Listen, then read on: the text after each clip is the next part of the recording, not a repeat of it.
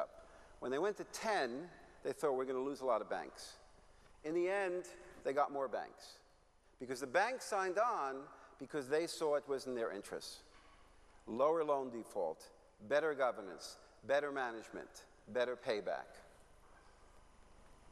This is probably one of the most important books ever written. If some of you don't know it, it's called The Lorax by Dr. Seuss, written in 1971, one of the best books on environmental risk assessment. Buy it. Read it if you haven't read it to your children. This is an overview of all of the banks in the world that have signed on to the Equator Principles, who've agreed we're no longer going to lend money in the emerging markets if certain sustainability criteria are not met. What's fascinating is that the governments kept saying, well, we have no money for this, we have no money for that, and we can't do that, we've got to discuss this, we've got to think about it. The Netherlands was the first country in the world that passed euthanasia and the last country to ban cigarette smoking in restaurants, because that's going to cost money, and we can't really do that. And all of a sudden, in a week, they found all this money. In a week. It was amazing how quickly governments can move when they want to. These three directions, Equator Principle Project Finance, UNEP PRI for public equity, which is an agreement of the asset managers to integrate sustainability in the way they manage money, and TBLI, which will impact private equity, debt funding, alternative, is the way that the financial community is going forward because it is in their interest. And the meltdown now is only speeding it up. The ones that were serious about sustainable investment in the past are more serious. The ones that were curious and doing it out of fear are still frightened. And you can't do anything with them anyway. But we still have some bumps in the road. We still have to convince this person, and every person here has someone like this in their organization, whether it's male or female. It's always this person who will block anything. But the financial herd is forming. If you look at the different types of asset classes, you're having now, it is possible now to actually integrate all of your assets using sustainability in fixed income, public equity, private equity, carbon finance, microfinance, real estate. The only issue is, do you want to do that? It's not an issue that you can do that. Retail sector is a little bit tougher. SRI, or social responsible investing, is not a niche market, as everybody says. It's a party, and we're early. When you all got here the first time, there was nobody here. It was an empty building, and now it's filled. That's the same thing with SRI. We've come to the party early, or at least I did. This is the growth of social responsible investing in the last report of EuroSIF. Phenomenal growth in core SRI and in engagement. Microfinance, growing phenomenally, but still demand is far greater than the availability of money. Renewable energy on all levels, clean tech, is growing very, very, very fast because you're having a convergence of reduction of greenhouse gases, energy efficiency megawatts, which Amory Lovins probably talked about before, and renewable energy. A perfect storm coming together. This is the growth of the clean renewable market, the anticipated growth, and what it was in 2007. And this is a very conservative figure. This was before the financial meltdown, which is now pushing the whole concept of Green New Deal for infrastructure investments in Europe and North America. This is the data of the clean tech private equity investments going on. Here it is for the first 2 quarters of 2008, mainly for the US, and Europe is growing extremely fast. Not because they want to make the world better, because there's a massive profit here. The resource efficiency push is going to go up much, much more. But one of the most interesting investment what's coming up is water. How much fresh water do you think there is in the world?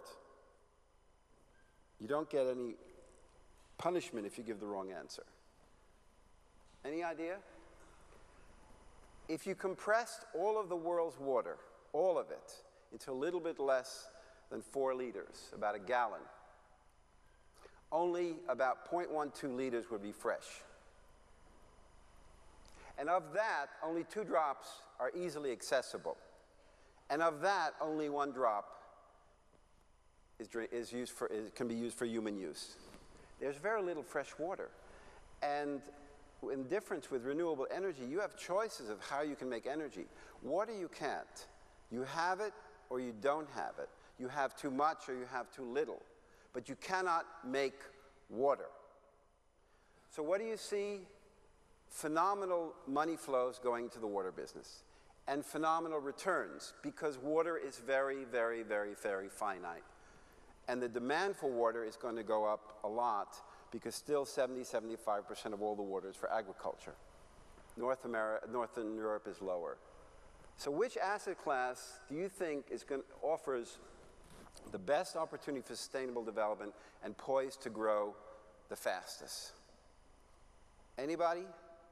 I'll give you a hint. Real estate. Because real estate accounts for about 30–40% of CO2 emissions. It's the largest CO2 emitter, greenhouse gas emitter. So if you want to reduce greenhouse gases, focus on the sector that produces the most. And there's no technology risk. At the moment, Bank of America is opening up a headquarters on 42nd Street. Al Gore just took 10,000 square feet. And the reason why they put in $1 billion for a 55-story building is mainly because they see phenomenal opportunity here. Retrofitting buildings and focusing on green buildings is an incredible investment opportunity, because the payout is as soon as the building is finished.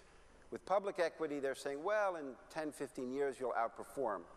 With buildings, you see the difference immediately. These are some of the major developments on the green real estate side that is going on. Dongtan, which is next to Shanghai, being built by Arup. Masdar, which is a carbon-neutral city being built in Dubai or Abu Dhabi. The Dynamic Architecture project also in Dubai. San Francisco Treasure Island project. Asian Greenfields project for Sama Dubai, which is 50 hectares. People are investing in this because these are very good investment opportunities. And the push to reduce CO2 emissions is going to begin mainly on buildings, because that's the really low-hanging fruit.